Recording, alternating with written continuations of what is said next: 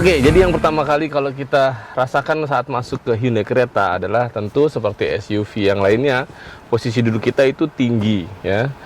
Tinggi, lapang pandang luas, kanan kiri kita bisa melihat dengan leluasa. Dan yang saya paling rasakan tentu adalah kursinya. Joknya ini benar-benar empuk kalau menurut saya ya. Dan keunggulannya dia juga adalah dia punya ventilated seat. Jadi kita udah bisa setting nyalain dan kursinya jadi adem.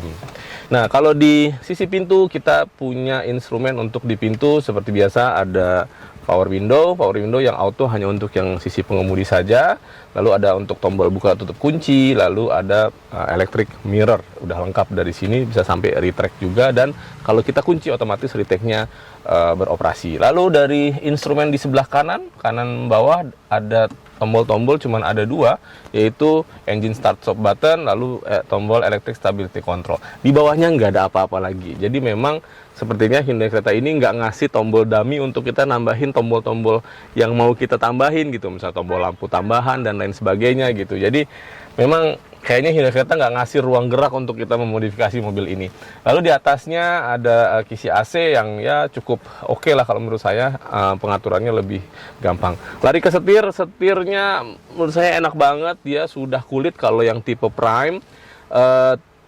Steering switch-nya juga udah lengkap. Di sebelah kanan ada tombol untuk mengatur instrumen, lalu ada cruise control, lalu ada lane keeping assist dan juga pengaturan kecepatan untuk cruise control. Tapi belum ada adaptive cruise control. Itu yang dikeluhkan oleh para pengguna Hyundai Creta selama ini. Kenapa nggak ada? Tapi katanya di facelift yang nanti akan ada ya. Lalu sebelah kiri steering switch-nya untuk yang audio. Lari ke instrumen cluster, ini yang juga jadi unggulan dari si Hyundai Creta. Instrumen clusternya semuanya digital, jadi satu layar lebar yang isinya semuanya bisa diatur sedemikian rupa yang kita inginkan dan sudah berwarna. Jadi keren ya. Lalu ke tengah di sini, ini kita ada tambahan untuk naruh meja ya. Kalau teman-teman mau nyari silakan aja di marketplace ada. Lalu ada tempat buat minum. Lalu di sini ada auto hold.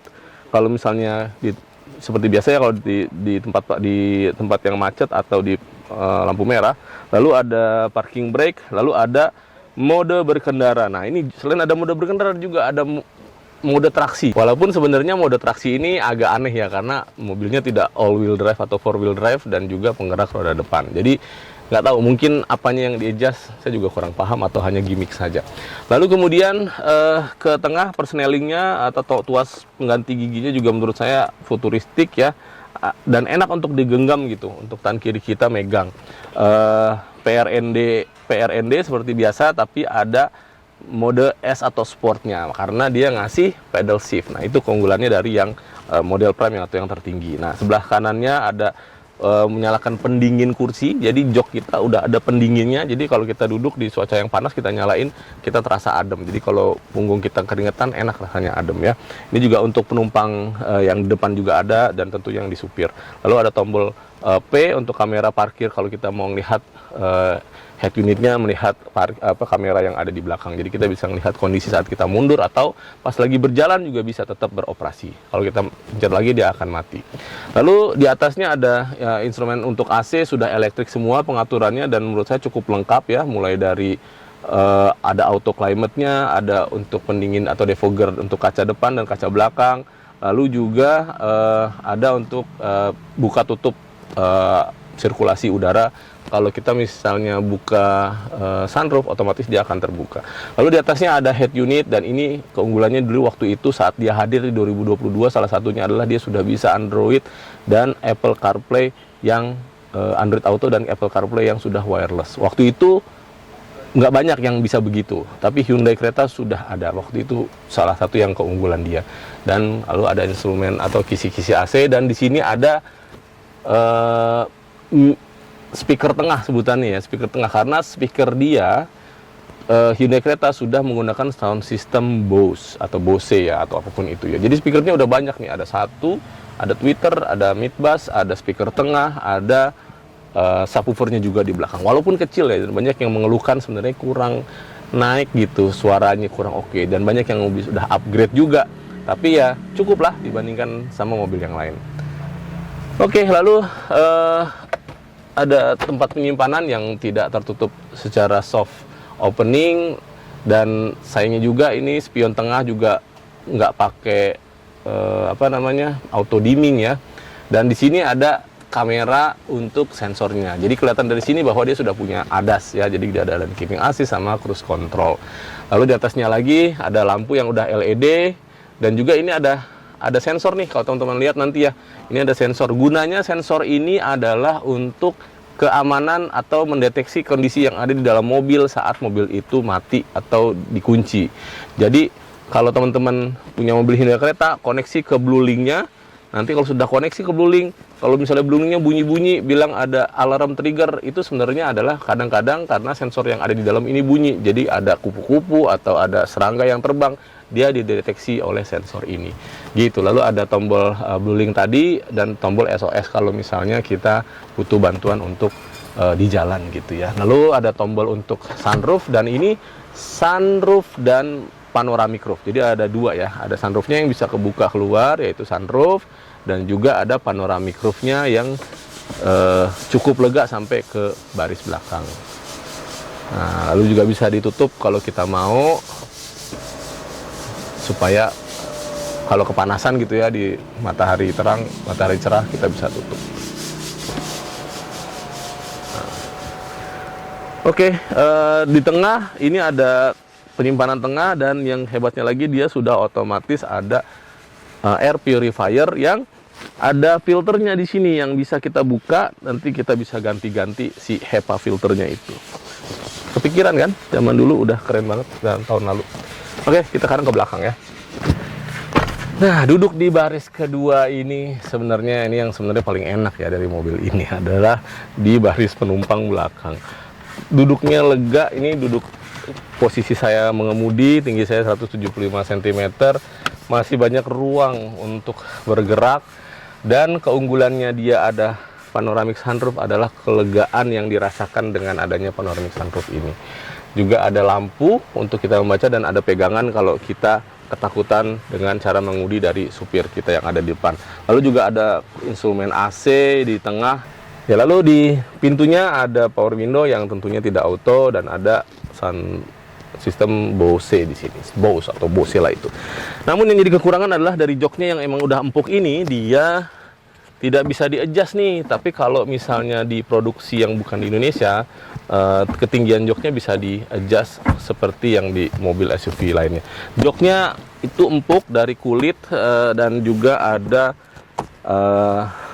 armrestnya yang menurut saya lebih kokoh ya dibandingkan mobil-mobil SUV lainnya seperti HR-V dan Yaris Cross yang kita pernah lihat gitu tuh. Dia lebih, entah kenapa lebih kokoh gitu. Dan juga penumpang tengah dikasih senderan, dan walaupun ada undakan di tengah gitu. Nyaman sebenarnya, nyaman banget. Oke, kita ke belakang. Dan bagasinya luas banget ya. Dan kalau dibuka isinya ada ban cadangan. Sebenarnya masih bisa luas ya kalau ban cadangannya mungkin yang hemat tempat dan hemat berat ya. Tapi ini dikasih ban cadangan full, jadi bagus. Lalu ban cadangan full tapi kaleng ya, walaupun ukurannya sama. Nah, lalu joknya bisa dilipat rata lantai ya sampai ke depan. Jadi bagasinya kalau mau makin luas seperti itu. Di belakang ada sound system, ada subwoofer, dan juga ada power outlet 12 volt. Dari kekurangannya lagi, dibandingkan yang lain, dia belum punya power back door. Jadi kita tutupnya pakai tenaga nas.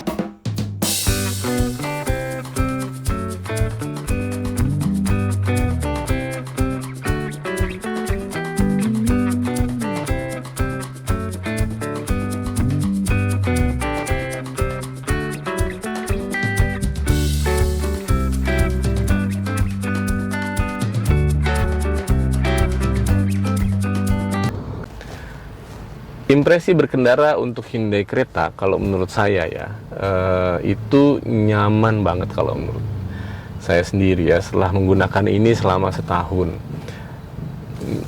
Mengemudinya enak, ringan, responnya juga oke, nggak understeer, nggak oversteer gitu ya. Terus kita duduknya juga nyaman, posisinya, kursinya empuk, terus ada pendinginnya juga kalau kita ngerasanya panas gitu ya, atau gerah badan kita gitu. Terus visibilitasnya juga cukup, fiturnya lengkap, dan interiornya ini walaupun ya plastik-plastik keras gitu ya, tapi desainnya tuh elegan gitu kalau menurut saya. Walaupun ini love and hate sih, nggak semuanya suka dan nggak semuanya benci gitu ya. Tapi ya enak aja gitu, nggak ngebosenin gitu. Ada aksen-aksen yang piano blacknya yang mengkilat, juga banyak yang aksen kulit jeruk gitu ya. Kelihatan kayak kulit gitu, tapi padahal sebenarnya dia plastik, dan ini plastik keras semua, nggak ada soft touch sama sekali kecuali di tempat sandaran tangan kita di belakang nih, di trim pintu di sebelah kanan dan sebelah kiri. Udah sebenarnya, cuman nggak tahu kenapa rasanya nyaman aja mengemudinya gitu. Dan fiturnya udah ada cruise control, udah ada lane keeping assist, jadi saat di jalan tol pun kita nggak effort gitu, jadi effortless gitu. Dan juga banyak yang orang pada suka dulu waktu itu adalah ada wireless charging nih di tengah ini, yang kalau saya sendiri sebenarnya wireless charging nggak pernah pakai juga. Habis kalau yang HP yang pakai wireless kan mahal-mahal ya. iPhone gitu, Samsung yang ada key-nya itu, nah itu mahal. Saya sendiri nggak punya HP yang bisa di wireless charging gitu, jadinya ya nggak kepake juga. Nah, saat mengendarai itu yang bikin nyaman juga adalah suspensinya. Entah kenapa suspensinya Hyundai Creta ini empuk gitu. Sebelum kita punya mobil ini, kita tuh pakai Toyota Innova yang Reborn gitu. Itu kan menurut saya Toyota Innova Reborn tuh mobil yang nyaman banget gitu ya, suspensinya enak gitu, dibawa di tol juga enak. Pas ganti ke ini, itu kayak lebih enak ini gitu. Nggak tahu kenapa, tapi memang ya enak banget gitu. Jadi ya kita senang aja pakai mobil Hyundai Creta ini gitu. Dan yang bikin nyaman lagi adalah konsumsi BBM-nya. Konsumsi BBM-nya kalau kita keluar kota, saya sendiri pernah di instrumen cluster ya tembus 1:20 di jalan tol, di tol Trans Jawa. Kalau di dalam kota sih memang ya pernah kita lagi macet banget, terus kemudian saya juga pernah mobilnya nggak dipakai-pakai, cuma dipanasin doang, akhirnya terkesan mobilnya boros gitu, cari 1:8, 1:9. Tapi kalau dibawa jalan terus tiap hari bisa 1:12 gitu. Lalu tenaganya ini 111-an horsepower ya, di atas 100 horsepower menurut saya juga udah cukup. Penggerak roda depan dia pakai transmisinya CVT, tapi namanya IVT ya kalau di Hyundai. Jadi itu tuh entah kenapa yang bikin irit juga adalah si IVT-nya gitu. Lalu tenaganya juga menurut saya nyaman ya. Kalau mau diajak kenceng dia bisa, mau diajak santai dia juga hemat gitu. Nah ini contohnya nih, kita di jalan yang rusak gitu ya, itu tuh empuk banget gitu. Kalau ada jalan rusak gitu bergelombang-gelombang, kita jalannya kayak didit gitu, enggak yang dadak gitu, enggak, cuman didit gitu. Jadi kayaknya nyaman gitu. Apalagi jalannya kalau misalnya dapat aspalnya halus, waduh udah itu kayak terbang. Nah, selain itu yang membuat nyaman juga di Hyundai Creta ini adalah kekedapan kabin. Nah, jadi saat waktu beli itu kita nyobain, masuk mobilnya, kedap banget nih gitu. Walaupun pada akhirnya kami tambahin juga sih peredam kabin gitu ya. Cuman waktu kita masuk, kekedapannya tuh udah bagus juga gitu. Road noise-nya tuh minimal, suara dari luar juga sedikit gitu. Jadi itu keunggulannya juga dari Hyundai Creta ya. Jadi dan sekarang nih harganya udah turun banget nih secondnya. Kalau ada yang tertarik sih menurut saya ambil aja ya. Walaupun nama Hyundai di Indonesia bagi pengguna mobil ya belum yang sepopuler itu ya dibandingkan mobil Jepang. Tapi Hyundai saat ini sih sedang berbenah ya. Dia pengen meningkatkan layanan after sales-nya, dan saya harap sih makin bagus gitu. Karena saya sendiri ngerasa after sales-nya belum sebagus mobil Jepang ya, masih banyak kekurangannya, baik dari sisi spare part atau dari sisi pelayanan servisnya gitu. Ya semoga Hyundai makin terus membaik ya, jadi bisa bersaing sama mobil-mobil ya, Jepang gitu. Dan semoga makin lama orang Indonesia bisa paham betul bahwa jangan cuma berpatokan merek sama negara pembuat gitu, bahwa mobil tuh yang dilihat ya mobilnya gitu, bagus enggaknya, pelayanannya gitu, bukan dari nama dan mereknya gitu. Mungkin kekedapan dan kenyamanan juga dipengaruhi oleh bannya ya, bannya, velgnya itu kan kalau dapat yang ini kan 17 inci ya ban bawaannya dan cukup bagus gitu, road noise-nya sedikit. Nah, tapi karena kita belakangan ini lagi seneng camper van gitu, jadi camping pakai bawa mobil, kita sering dapat masuk ke jalanan yang rusak nih. Ini kita suka kasihan sama ban sama velgnya. Jadi kita nih mau coba ganti velg si Hyundai Creta ini dengan bannya ban AT dan velgnya mana nih yang cocok nih, bisa nggak pakai velg 17. Kalau misalnya nggak cocok atau nggak muat, kita coba turun ke velg yang di bawahnya 16 atau 15. Ntar kita lihat ini, kita mau nyoba ke HSR yang ada di Jalan Panjang.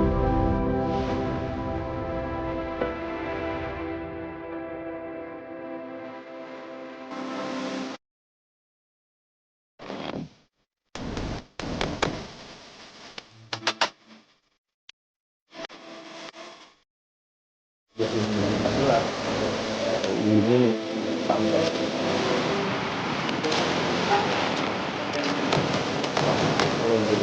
bisa diganti.